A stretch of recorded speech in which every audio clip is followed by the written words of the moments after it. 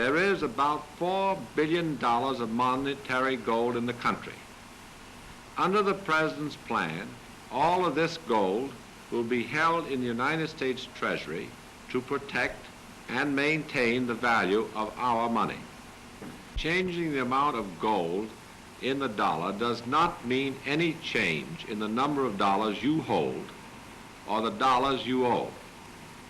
Your bank deposit and your checks and your notes will still represent the same number of dollars, and there will still be 100 cents in every dollar. The President's plan means that the money system of the country shall be managed for you to the end that a more steady purchasing power for your dollar will be maintained. Father Coughlin, the noted radio priest, champions the President's money policies. President Roosevelt has decided to make gold the servant rather than the master of men. As far as the man in the street is concerned, it means that your taxes will ultimately be cut in half. It means that henceforth our factories will be open, our homes will not be confiscated, and our children will inherit a country where there will be a prosperity the like of which you have never dreamed of, a prosperity and a happiness dating from Roosevelt.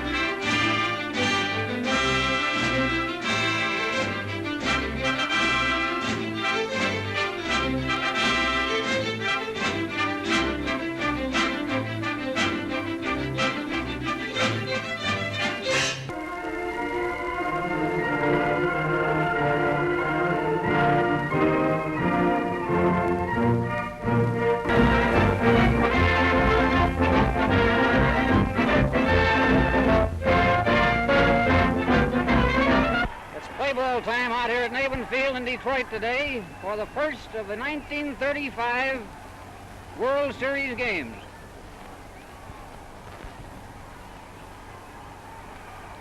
With 50,000 people cramming every inch of space, specially constructed bleachers holding 19,000 people out in the left field.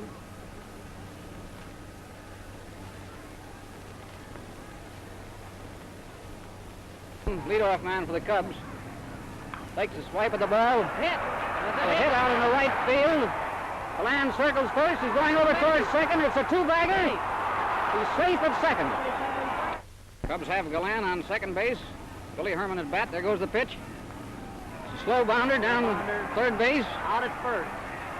Herman is safe at first when Greenberg drops the ball, and the Cubs score the first run of the series on an error.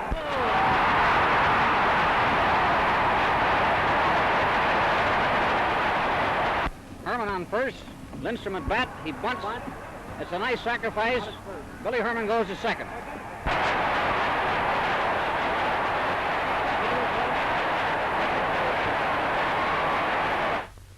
Joe White at bat for the Tigers. Out. And he strikes him out. Bat for the Tigers. There's the pitch. It's a high fly out into the left field. Going over. It's a two-bagger way out in the deep center. Detroit's first hit. Bat for the Tigers. Knocks one down the third base line. And he's out at first. Greenberg at bat for the Tigers. Hits his bounder down towards second base. And he's out.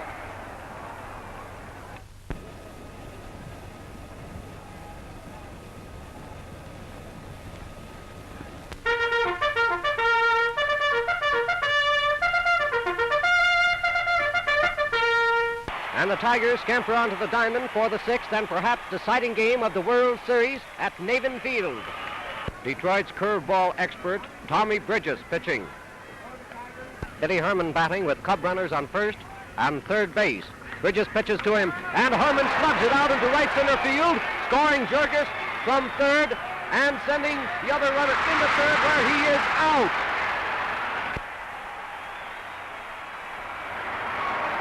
Larry French, Chicago southpaw, pitching. Pete Fox batting. Tiger runners on first and second. Fox hits a ground ball. It goes over third base. And Mickey Cochran is scoring with Geringer pulling up at third. Herman, the batter, slugs one into deep left field. It's way back. It's a home run into the left field stand, scoring Larry French ahead of him. Two more runs for the Chicago Cubs.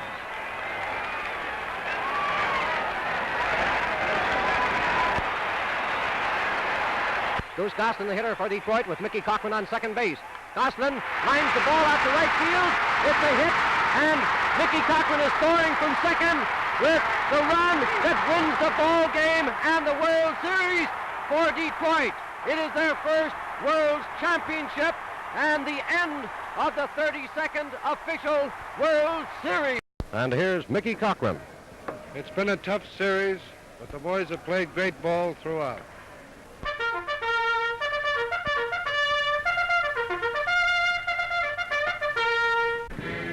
More than 50,000 fans have jammed every nook and corner of Navin Field in Detroit for the first game of the World Series between the Chicago Cubs and the Detroit Tigers. On the left, Mickey Cochran, Detroit manager, and on the right, Charlie Grimm, the popular manager of the Chicago Cubs. Well, Mick, we're starting this series here. A couple of great ball clubs, I think. And I think that we're going to go right on through. I don't think you're going to win 4 straight ball games, and I think you think that we're not going to win 4 ball games. That's right, Charlie. It ought to be a great series. May the best club win. Thank you very much, Mickey.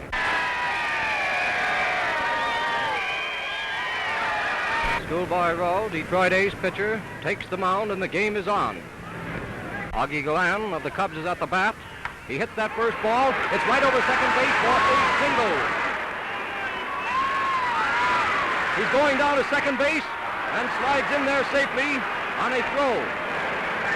Billy Herman, hittingest man in the National League this year, is at the plate for the Cubs. Schoolboy Rowe pitches to him, and he hits a slow roller down along the third base line. Schoolboy Rowe throws to first, but it's knocked out of the first baseman's hand, and a run scores for Chicago, the first run of the World Series.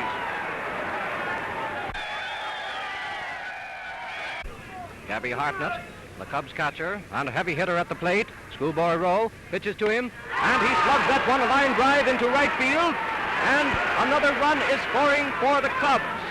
Herman scores for the Cubs. Lon Warneke, on whom Charlie Grimm is pinning his hopes in this first game of the World Series, is out there on the mound ready to pitch to Detroit. Fox, the Tiger right fielder at the plate. He hits a high fly ball into deep left field. It's way back there and hits the screen. It's fielded by the left fielder, thrown into second, a two-base hit. 2 men out, the last of the ninth. Owen at bat for the Detroit Tigers. He hits a ground ball over to Jurgis. Jurgis picks it up, throws it over to first. It's a third out, and the first ball game of this World Series is over with the Cubs winning by a score of 3-0.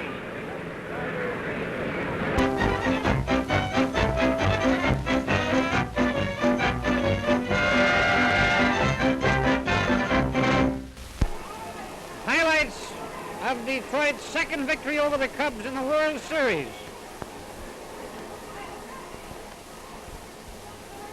Demery up for the Cubs in the third inning. Hits a hard smash out towards right field. It's going high over the fence for a home run.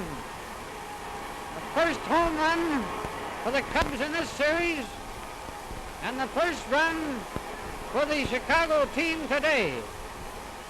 Demery's getting a big hand from the crowd and a bigger hand from his teammates over there on the bench.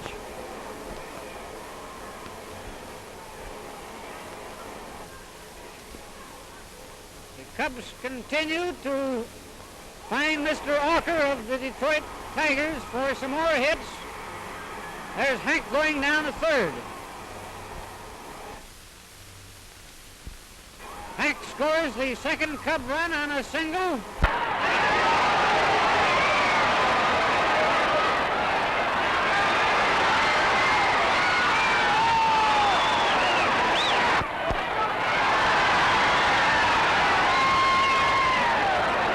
Galland singles, and Billy Jurgis is rounding third. He's coming home for run number 3 for the Cubs.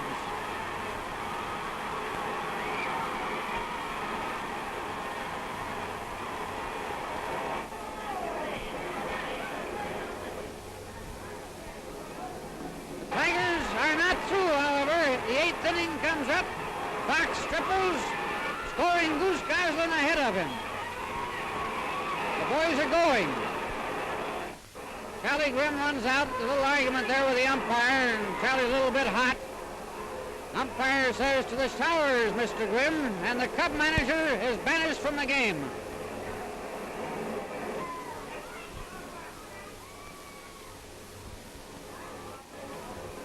And the Tigers continue to hit that ball. Charlie Gehringer socks a mean double out there, way out in deep center field. Coughlin is up. He singles, and here comes Mr. Gehringer and Mr. JoJo White in for 2 more runs for the Tigers.